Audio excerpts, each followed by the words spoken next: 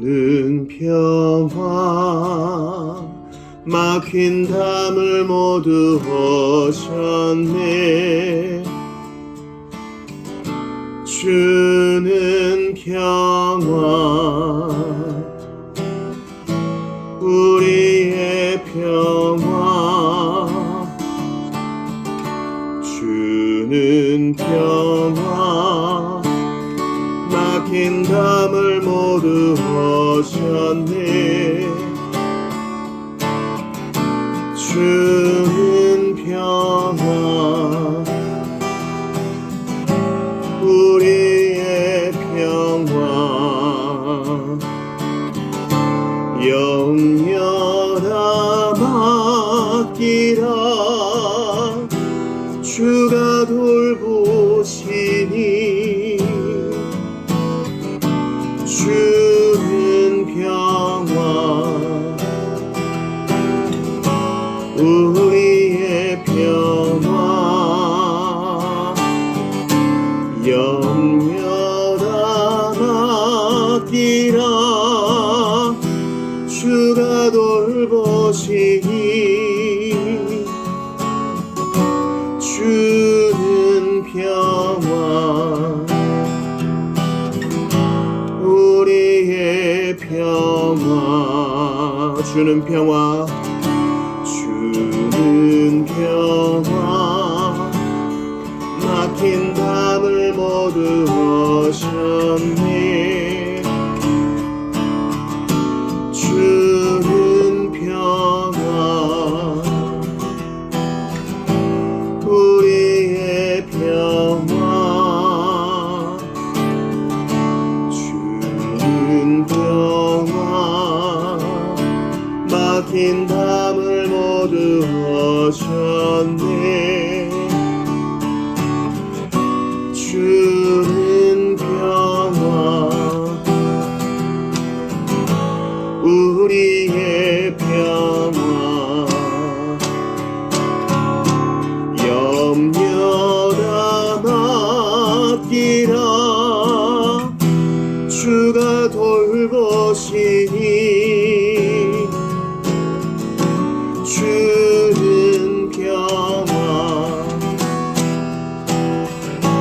우리의 평화 염려다 맡기라. 주가 돌보시니 주는 평화 우리의 평화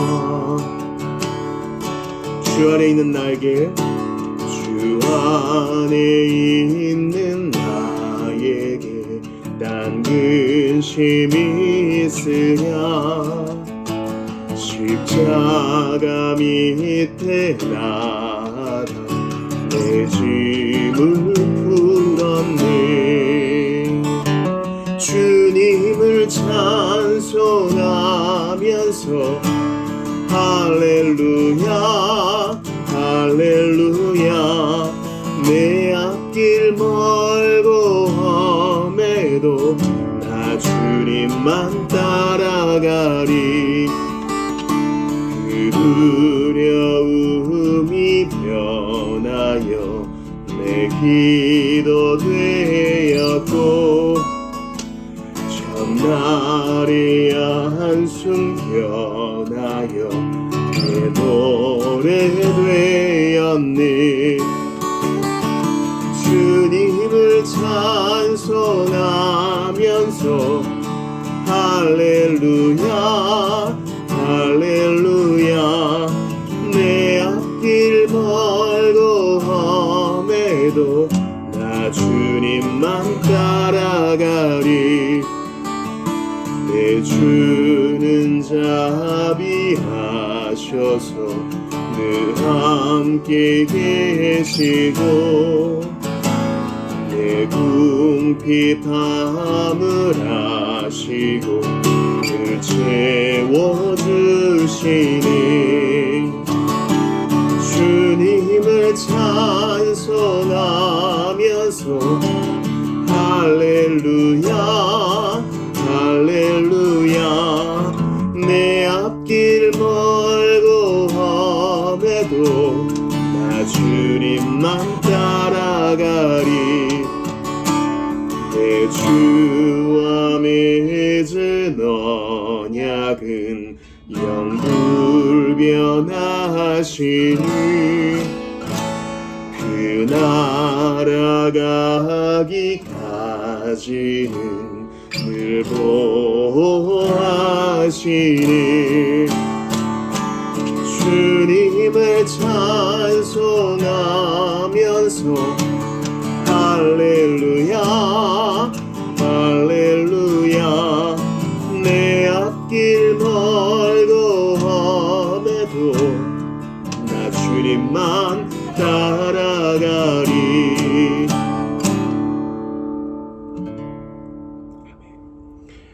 오늘 이 밤에 우리에게 주시는 하나님 말씀 찾아 읽겠습니다. 베드로후서 1장 10절입니다.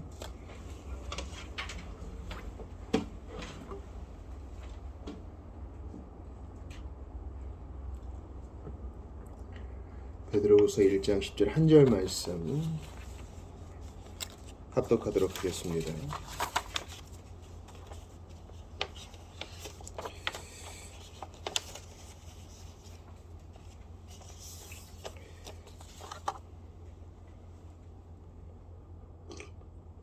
다 찾으신 줄 믿고 한 목소리로 봅니다. 시작. 그러므로 형제들아 더욱 힘써 너희 부르심과 택하심을 굳게 하라. 너희가 이것을 행한즉 언제든지 실족지 아니하리라. 아멘. 하나님의 말씀입니다. 하나님께 감사합니다. 오늘 돌트신조 첫 번째 교리에서 12, 13, 14항을 볼 텐데 화면을 좀 참고해 주세요. 먼저 12항 같이 읽어볼까요? 선택에 대한 확신 시작. 택함을 받은 사람은 하나님께서 영원하고 변하지 않는 선택으로 그들을 구원에 이르도록 정하신 사실을 비록 다양한 단계를 거치고 정도의 차이가 있으나 그분의 때에 확신하게 됩니다. 이 확신은 하나님의 오묘하고 감추어진 것을 호기심으로 꼬치꼬치 캐물음으로써 얻는 것이 아닙니다.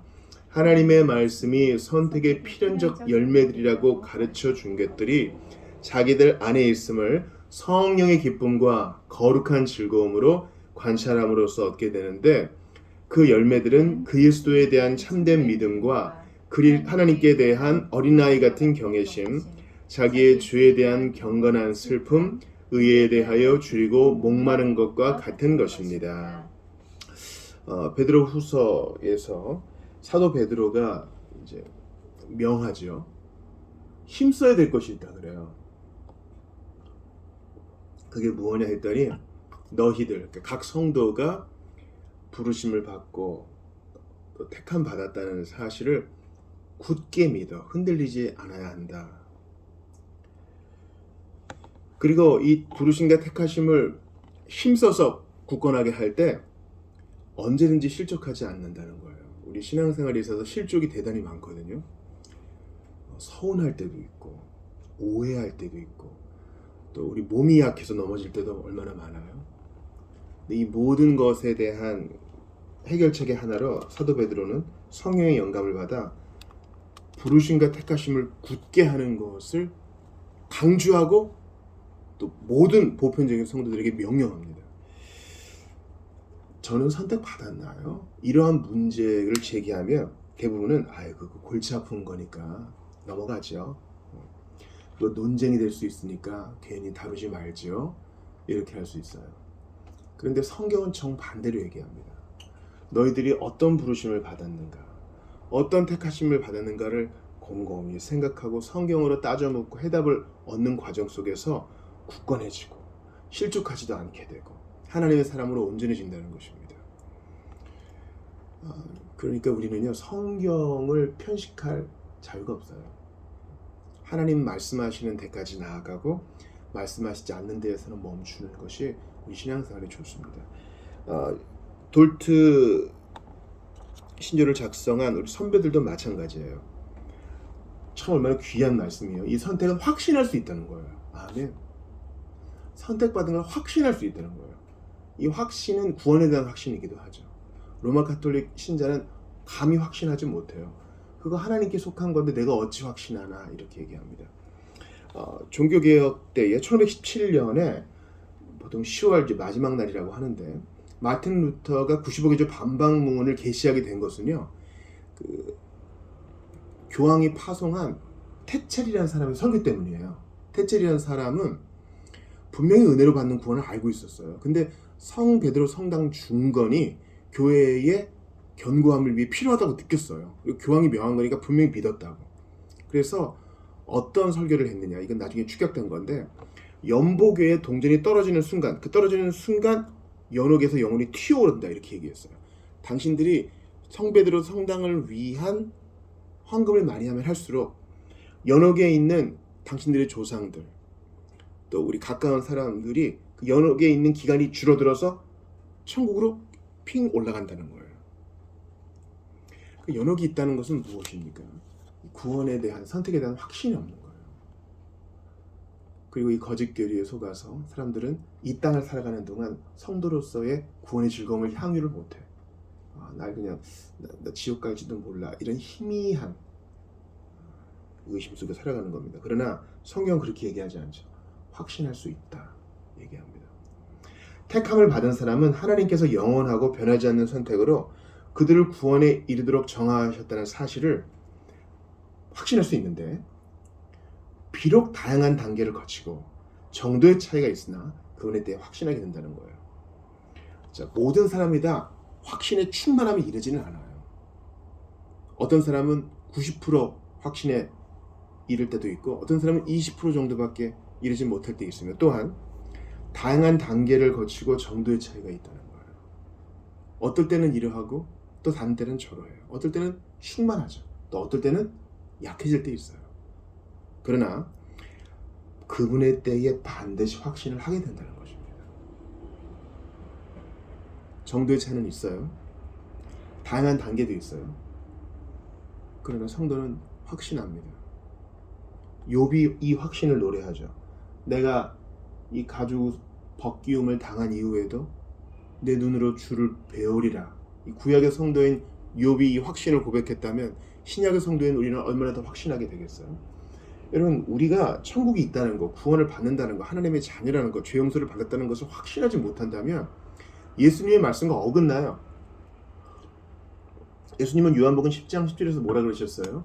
내가 온 것은 양으로 생명을 얻게 하고 더 풍성히 얻게 하려 함이라 그랬잖아요. 자, 양이 생명을 얻는 것은 거반 죽게 된 양을 목자가 살려요. 다리 다 부러지고 비쩍 마르고 아무도 돌봐주지 않은 그 양을 그냥 죽지 않게끔 숨만 쉬게 해주는 것도 사는 거죠. 그러나 주님이 주시는 구원은 그게 아니에요. 살이 오르고 들판을 뛰어다니고 목자의 음성을 알아듣고 다른 양들과 교류하는 아주 건강한 양으로 만들어주는 것이 주님이 주시는 구원의 풍성함이에요. 이걸 경험할 수 있다는 것이고 이걸 추구해야 된다는 것입니다. 그러니까 이제 대륙의 개혁파잖아요. 돌트신조는. 17세기는 개혁파 정통주의로 아주 무미건조하고 학문적이기만 하고 변증 위주이고 철학적이기만 해. 잘못된 거예요. 경험의 신앙이에요. 그러니까 여러분, 정도의 차이가 있고 다양한 단계를 거칠 수도 있지만 여러분 확신을 얻을 수 있습니다. 신약성경이 그것을 증거하고 구약성경이 그것을 뒷받침해 줍니다.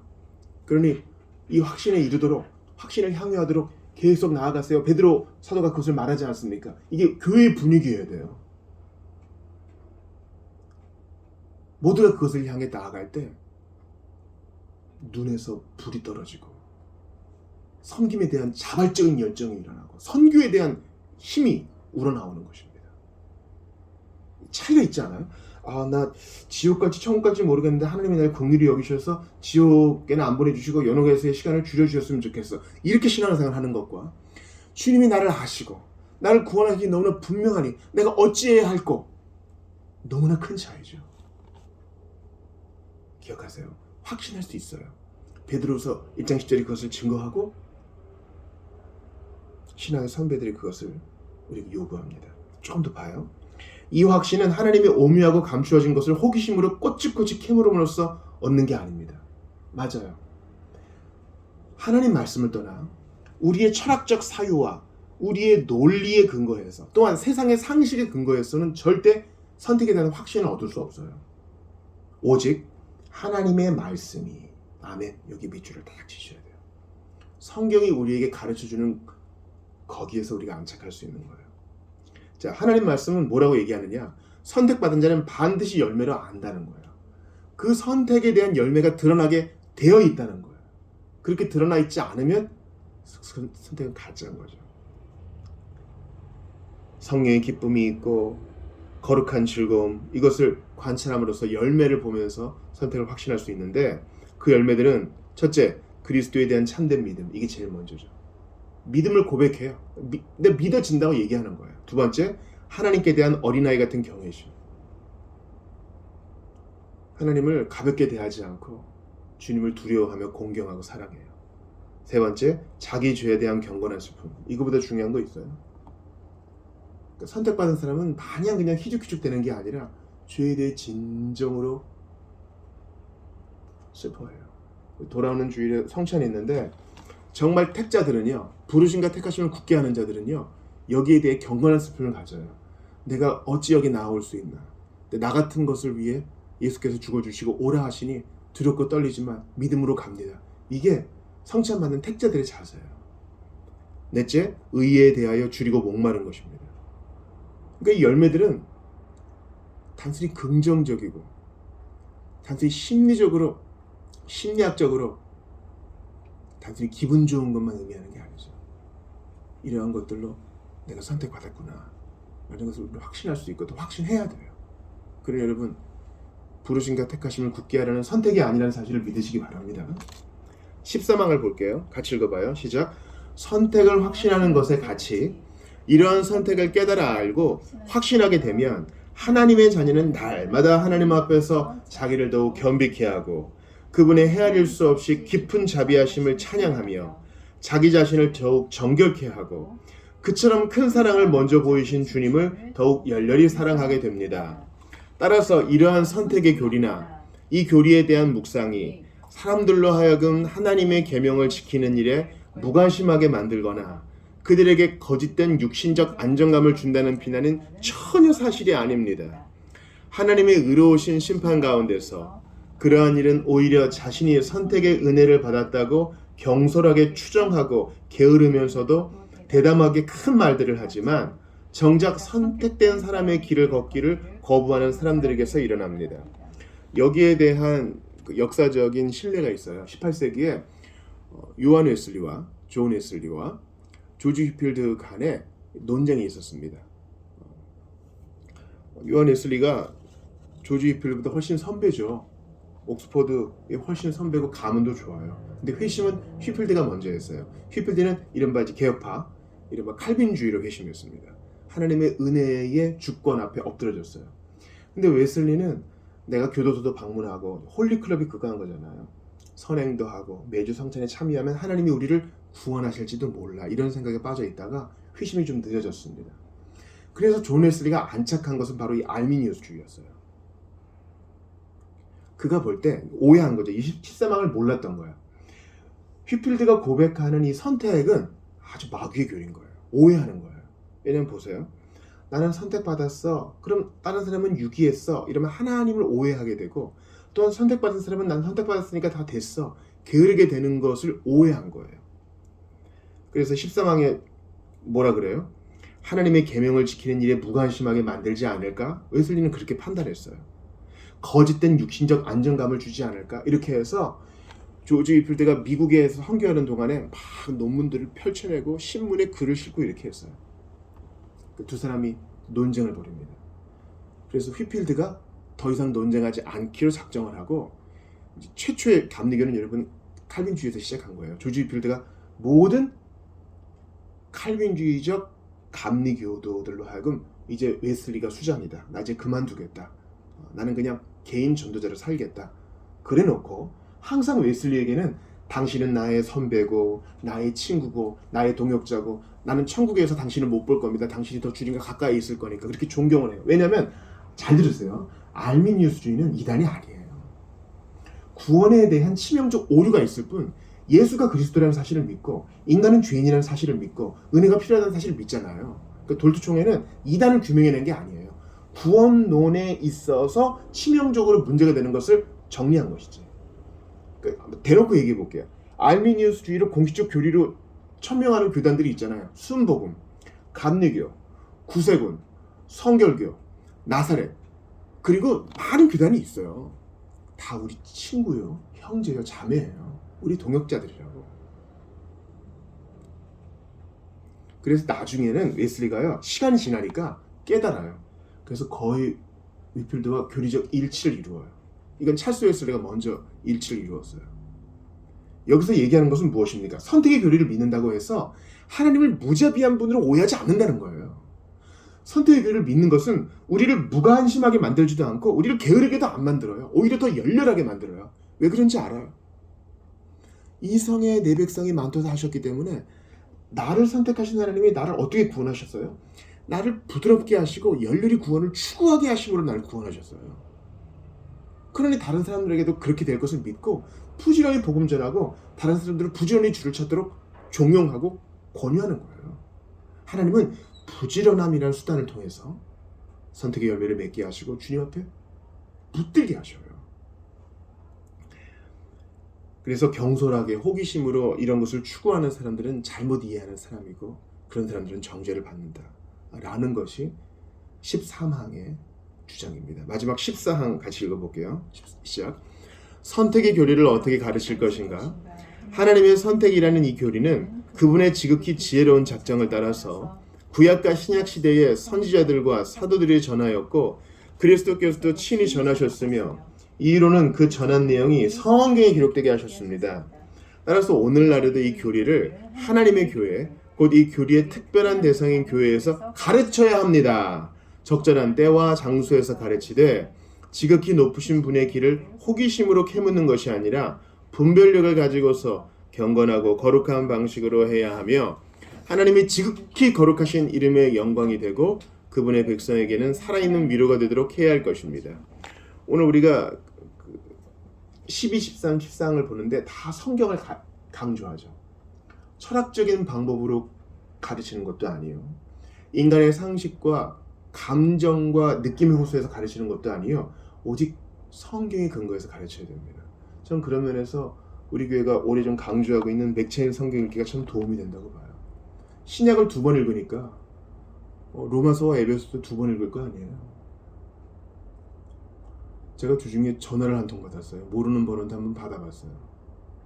안녕하세요. 저는 신천지에서 신앙생활하고 있는 누구누구 청년입니다. 이제 기가 막혔습니다. 이 작은 교회에 한 번은 장로도 오고 성도들도 오고. 그래서 제가 왜 전화했습니까? 그러니까 목사님하고 복음 교류를 하고 싶대요. 그래서 제가 너무 기가 막혔습니다. 어떤 공통된 기반이 있어야 복음 교류를 하는데 비유와 비사에 빠진 이들과 어떻게 복음 교류를 합니까? 제가 그래서 편견 없이 로마서와 에베소서를 한번 정독해 보세요. 그 다음에 교류가 될 것입니다. 제가 이렇게 마무리를 지었습니다. 하나님의 말씀에 대한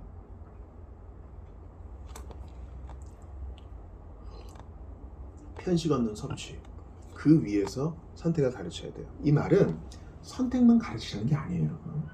선택만 가르치는 게 아니에요. 에베소서와 로마서도 공부해야 되고 구약의 창세기와 제일 중요하죠. 창세기 얼마나 중요해요. 구약의 창세기와 말라기까지 쭉 이거 봐야 돼요.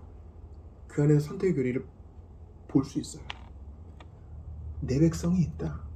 나의 이스라엘이 있다. 나의 택자가 있다.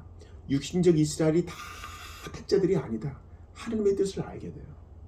그러한 방법으로 조심스럽게 주의하여 가르쳐야 됩니다. 몇 번 강조했죠. 우리는 믿음과 회개라는 초등학교를 먼저 들어가요.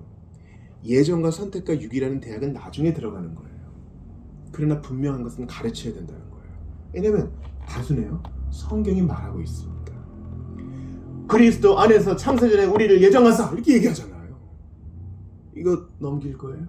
아니에요. 우리는 내가 원하는 입맛에 따라서 성경을 가감하고 취해서 선택할 자유가 없어요. 그리고 돌드신주에서 말하고 있는 것은 성경이 그렇게 말하고 있기 때문에 우리가 얘기하고 있는 것입니다. 자, 보세요. 하나님의 선택이라는 이 교리는 그분의 지극히 지혜로운 작정을 따라서 구약과 신약 시대에 신구약이 다 이 선택을 말한다는 거예요. 선지자들과 사도들이 전하였고 그리스도께서 친히 전하셨으며 예수님도 말씀하셨죠. 부름을 받은 자는 많으나 택함 받은 자는 적도다. 그러니까 구약의 선지자와 신약의 사도들과 예수님이 친히 선택에 대해 말하셨으니 어찌 빼겠는가? 민감하다가 어찌 넘어가겠는가 하는 겁니다. 이후로는 그 전한 내용이 성경에 기록되게 하셨기 때문에 교회에서 적절한 때와 장소에서 가르쳐야 된다는 말은 이걸 받기에 어려움이 있는 자들이 있다는 것이죠. 우리가 특히 주일 오전 예배가 그런 거 아니에요? 주일 오전 예배는요, 상당히 규정하기 어려운 성격이 있어요. 하나님께 올려드리는 예배인데 청중들은 안 믿는 사람이 있고 믿었는데 간 믿은 사람이 있고 믿기는 오래되었는데 확신이 부족한 사람이 있고 또 달려나가는 열심자들도 있어요. 이 모든 사람을 만족시켜야 된단 말이에요. 그러니까 복음 전도로서의 설교도 해야 되고 가르침으로서의 설교도 해야 되고 죄에 빠진 사람들은 책망하는 것도 해야 되고 믿음이 없는 사람은 북돋우는 일도 해야 되는 거예요.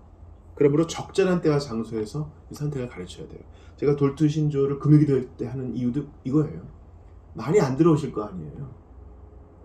굳이 금요기도에 참석하시는 분들은 그래도 신앙이 있으신 분이니까 이 선택과 유기에 대해서 받아들이실 수 있을 거예요. 그러나 신앙생활을 다시 시작하는 사람한테는 뭘부터 가르쳐야 된다? 회개와 믿음부터. 회개와 믿음. 요즘 사도행전에서 바울이 얘기하는 복음의 요가 그거 아니에요. 주 예수 그리스도께서 바울에게 위임하신 복음의 골자는 선택과 유기가 아니에요. 누구든지 다 보편타당하게 믿고 회개하라. 이게 복음의 골자예요. 그것을 먼저 받아들이고 나서 신앙생활을 하다 보면 선택에 대해 깨닫게 돼요. 그래서 지극히 높으신 분의 길을 호기심으로 캐묻는 것이 아니라 이 말은 어떠한 질문에 있어서는 입을 닫아야 돼요. 우리가 얘기할 수 있어요? 하나님이 왜 악을 허용하셨는가? 천사는 언제 지으셨는가? 루시퍼는 어떻게 타락했는가에 대해 성경은 얘기하지 않아요. 그러므로 질문을 많이 해야 됩니다. 이거는 반만 맞는 거예요. 우리는 성경의 모든 것을 복속시켜야 됩니다. 망대가 무너져서 사람들이 죽었습니다. 예수님은 거기에 대해 답을 안 줘요. 이 말은 호기심을 그쳐라 말이에요. 왜 누구는 선택하고 누구는 선택하지 않으십니까? 토기장이가 그 임의대로 할 것이 아니냐. 내가 내 것을 가지고 1시간 일한 사람한테도 1데나리온 주는 것인데 그것 가지고 나를 불의하다고 하느냐? 예수님 말씀하시잖아요. 하나님의 선하신 뜻 앞에 입을 다물고 나 같은 것을 부르신 하나님을 경배해야 될 거예요. 그래서 분별력을 가지고 경건하고 거룩한 방식으로 해야 됩니다. 이건 모든 성경 공부와 예배의 태도죠. 호기심으로 캐묻는 게 아니라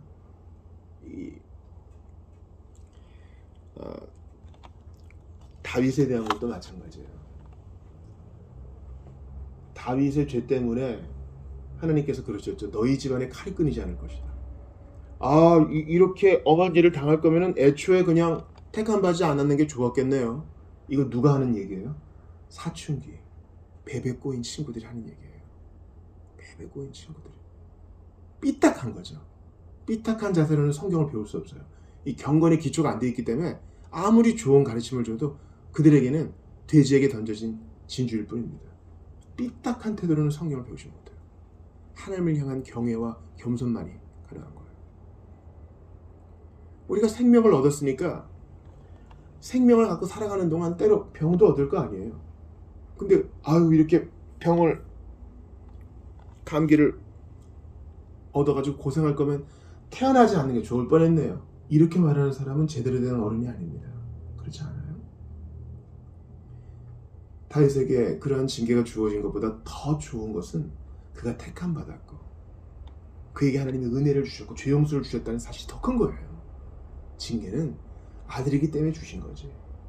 그게 그가 버림받았다는 이야기는 아니거든요. 우리는 바보같이 생각하면 안 돼요. 자녀를 키우다가 어려워요. 그렇다고 해서 아유 결혼하지 않는 게 좋을 뻔했어. 세상에 태어나지 않는 게 좋을 뻔했어. 그렇게 얘기하는 사람은 아주 미숙한 사람이에요. 자녀를 출산하고 부부의 연합을 누리고 가정을 이룸으로써 그리스도와 교회에 대해 더 많이 배우는 거, 이게 얼마나 놀라운 건데. 그러므로 호기심으로 꼬치꼬치 캐무는 자세가 아닌 묵종과 겸손으로 배우는 거예요. 분별력을 가지고 경건하고 거룩한 방식으로 하나님이 지극히 거룩하신 이름이 영광이 되고 이 모든 배움은 예배가 돼야 되죠.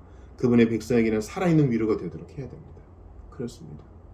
이 선택은 끝내 우리에게 위로를 주는 것입니다.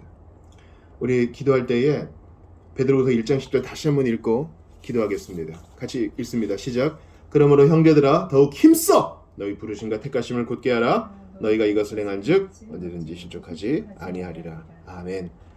이 시간 좀 같이 기도할 때에 하나님, 내가 힘써서 나를 부르신 주님, 나를 택하신 주님을 더욱 알기를 원합니다. 나를 만나 주시옵소서.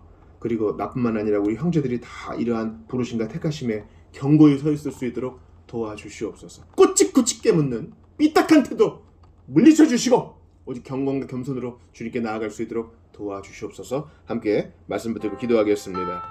주께 감사합니다.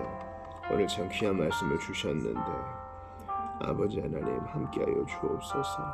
내가 이 말씀에 창념하여 좌로나 우로나 치우치지 아니하고 하나님께 영광을 돌릴 수 있도록 도와주옵소서. 아버지 하나님 간절히 빌고 바라고 원합니다. 주의 은혜를 간절히 빌고 바라고 원합니다. 아버지, 신앙에 있어 기초가 부족한 자들, 이제 젖만 먹고 우유만 먹는 자들이 고기도 먹고 더 장성해져서 다른 일을 능히 세울 수 있도록 은혜 주시기를 바라고 원합니다. 아버지, 부족한 거 이루 말할 수 없습니다. 연약한 거 다 헤아릴 수 없습니다. 그럼에도 불구하고 나 같은 자를 부르신 하나님 앞에 철저히 성경에 근거하여 불러주신 사실에 대해 감격하고 택하여 주신 사실에 정말 전율을 느끼며 심령 깊은 곳에서 찬양 드리기를 원합니다. 주님, 나는 얼마나 엉뚱한 데를 기억하였습니까? 나에게 참 즐거움을 주는 것은 하나님과 하나님에 대한 모든 것인데 주님, 바보로 살았던 것을 회개합니다. 탁한 즐거움 가운데 거하게 하시고 빼앗기지 않게 하시옵소서.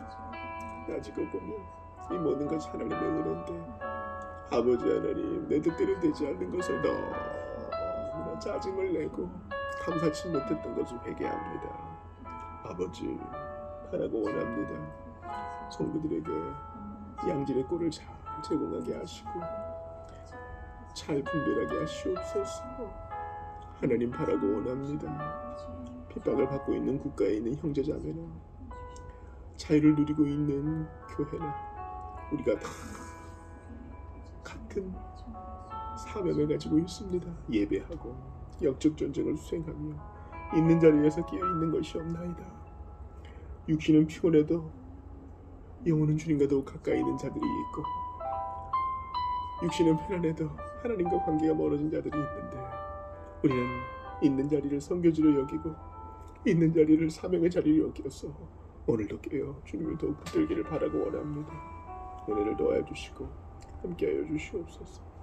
아버지, 붙들어 주옵소서.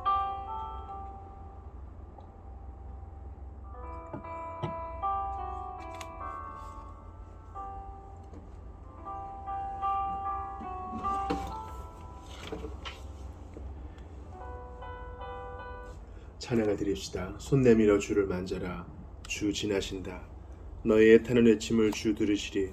주님, 너의 모든 것을 채워주시리. 손 내밀어 주를 만져라. 주 지나신다.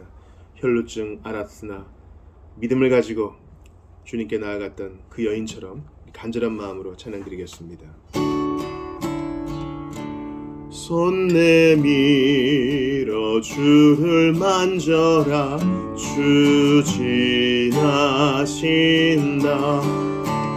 너의 다른 외침을 주 들으시리. 주님, 너의 모든 것을 채워주시리. 손 내밀어 주를 만져라 주 지나신다. 손 내밀어 주를 만져라 주 지나신다. 너의 다른 외침을 주 들으시니 주님 너의 모든 것을 채워주시니 손 내밀어 주를 만져라 주 지나신다.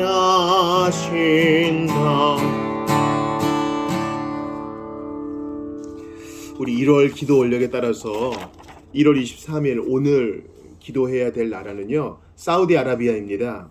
사우디아라비아에서는 이슬람에서 기독교로 개종하는 것이 불법이기에 대부분의 성도들은 비밀리에 신앙생활을 하고 있습니다. 저에게 기도 편지 보내주시는 분도 계신데 사우디에 계시는 분이거든요. 사우디에서 기도 편지를 보낼 때는 다 암호로 또 약속된 언어로 말을 바꾸어서 편지를 보냅니다. 선교사가 아니라 선생님 뭐 이렇게. 일부는 온라인이나 기독교 TV 채널을 통해 신앙을 공유하지만 이 또한 발각될 경우 심각한 처벌을 받게 됩니다. 사우디의 성도들이 마음 놓고 예배할 수 있는 처소를 찾고 성경 자료와 제자 훈련을 통해 주님을 아는 지식에 날마다 자라갈 수 있도록 기도합시다. 사우디를 위해서 기도해 주시고 또한 우리 성도들을 위해서 기도해 주십시오. 사실은 여러분, 먼 곳에 있는 얼굴 모르는 사람 위해 기도하는 게 더 편할 때가 있어요. 그런데 속속들이 좀 알고 좀 친하고 또 가까운 사람을 위해서 간절히 기도하는 것은 더 큰 주님의 도움이 필요합니다. 그도 사우디에 있는 자, 핍박국가에 있는 자 못지않게 기도가 필요한 지체입니다. 그래서 성도들 하나하나 이름 불러가며 기도해 주시고, 돌아오는 주일 사무엘상 4장 나눌 거거든요. 성찬도 있을 터인데 갑절의 은혜를 주시옵소서. 우리 좀 같이 기도하며 나아갑시다. 아울러서 나라 민족을 위해서도 기도할 텐데 이 나라의 자유와 주님 평안을 주시고 의가 하수처럼 흘러가게 하시며 지도자들을 붙들어 주시옵소서. 함께 기도하겠습니다. 사우디를 위해서, 성도들과 예배를 위해서, 나라 민족을 위해서 같이 기도하며 나아갑시다. 하나님께 간절히 기도합니다. 아버지 은혜를 주시옵소서. 하나님 함께하여 주옵소서. 아버지 주의 은혜를 구합니다. 아버지 함께하시옵소서. 저희는 주님이 필요합니다. 핍박국가에 있는 성도들을 붙드시고 우리가 어찌됐든 짐을 나누어질 수 있게 하시옵소서. 하나님 아버지 간절히 기도합니다. 공병자매들을 붙드시고 교회를 안전케 하시옵소서. 하나님 기도합니다. 투병 중에 있사오니 살려주옵소서. 주의 영광에 들어 회복이 되게 하시옵소서. 빨리 다녀오는데 위로가 되게 하소서. 평안의 복음을 전하는 도구로 삼아 주시고 안전한 길이 되게 하소서. 갈 길은 어떻게 됐든 한 사람 한 사람 가정이 있습니다. 가장 좋은 길이 되게 하시옵소서. 주께 기도하며 또한 간구합니다. 아버지 우리와 함께 하소서. 어찌해야 될지 가르쳐 주시옵소서. 아버지 사랑의 사람 되기를 원합니다. 복음으로 인한 뜨거운 가슴으로 영혼을 끌어안고 섬기고 사랑하고 언제든 낮은 자리에 처하는 자가 되기를 원합니다. 제도와 익숙함이 우리의 발목을 잡지 않게 하시고 늘 생생하게 살아있게 하시옵소서. 주님께 기도합니다. 아버지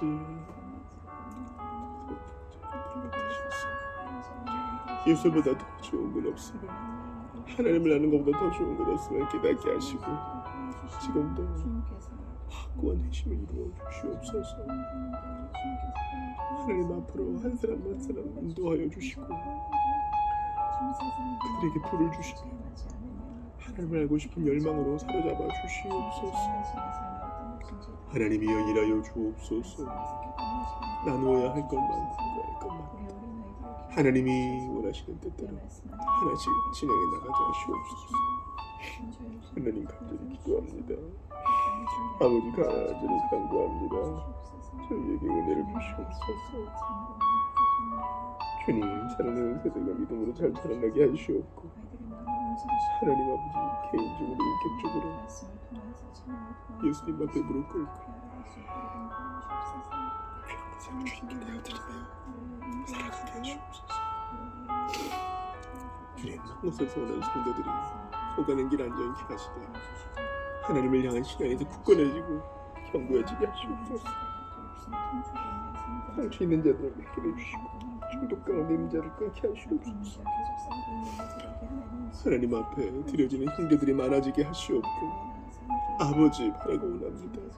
직분들을 세워주옵소서.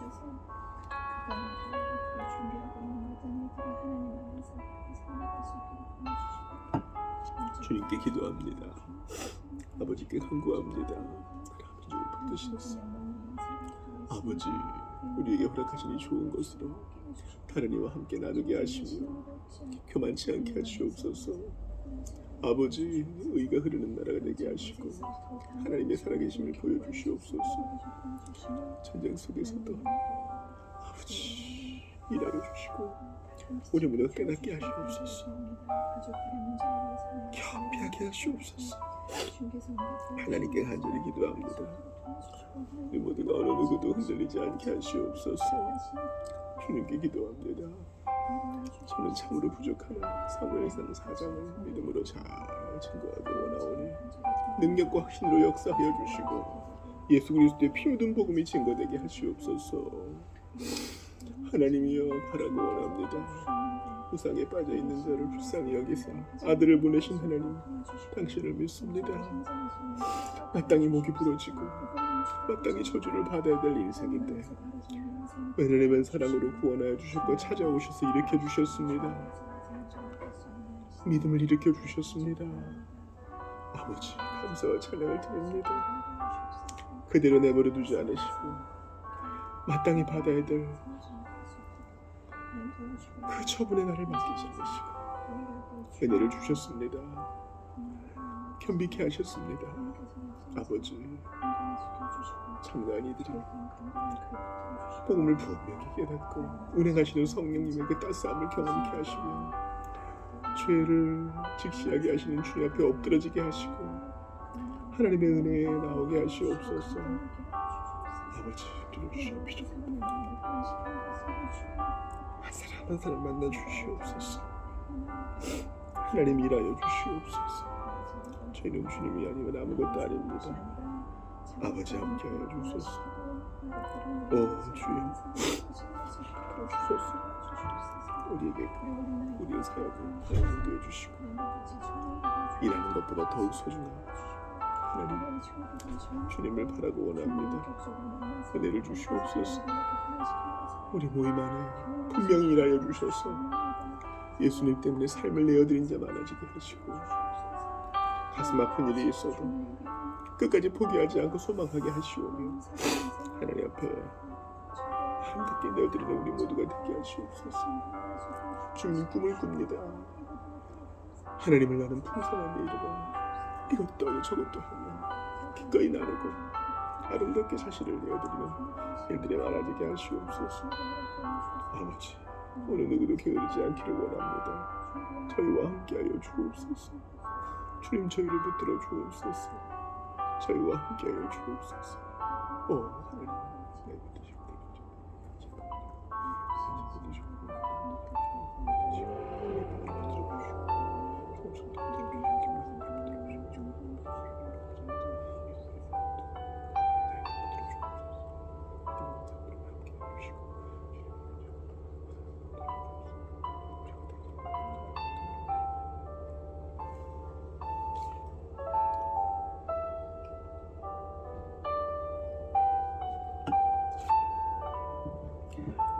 주기도 하시고 또 개인기도 하시다 돌아가시겠습니다. 내일 아침 7시 반 성경부 때 뵙겠습니다.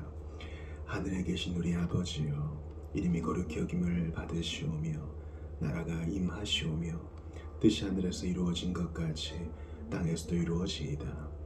오늘 우리에게 일용할 양식을 주시옵고 우리가 우리에게 죄 지은 자를 사하여 준 것 같이 우리 죄를 사하여 주시옵고 우리를 시험에 들게 하지 마시옵고 다만 악에서 구하시옵소서. 나라와 권세와 영광이 아버지께 영원히 있사옵나이다. 아멘.